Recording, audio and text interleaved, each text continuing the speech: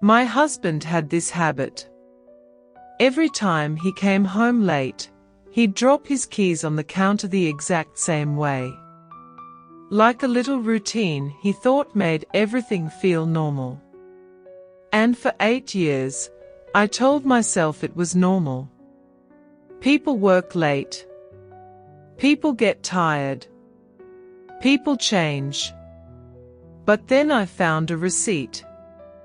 Not a suspicious one, a stupid one. A coffee receipt from a shop almost an hour away, time-stamped at 2 a.m. Nobody buys lattes at 2 a.m. Nobody sane, at least. That night, while he was finishing up paperwork, I drove to the address printed at the bottom.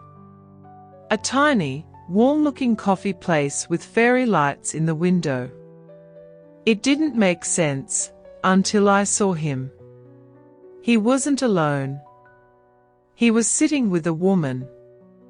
You could see it in their body language, the softness, the familiarity, the unspoken things. It wasn't a fling.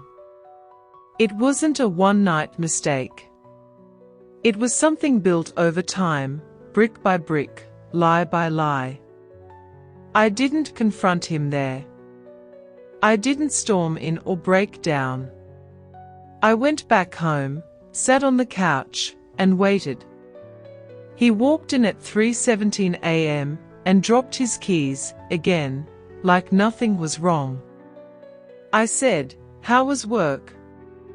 He said, "Long, exhausting." That's when everything inside me just snapped.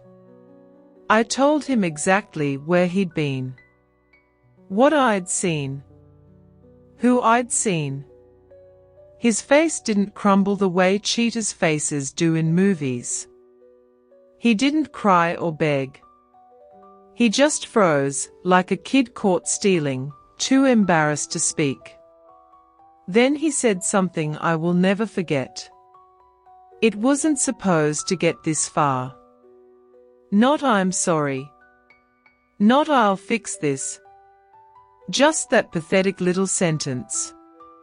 He moved out 2 days later. And you know what's wild?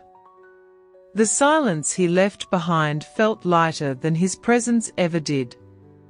Healing didn't come fast. It came in pieces, small ones, like getting through a day without checking my phone, or learning to sleep on his side of the bed, or remembering what my laughter sounded like before I muted it to keep the peace. But the biggest piece, realizing I wasn't angry because he cheated. I was angry because I'd spent years convincing myself I didn't deserve better. Turns out, I was wrong.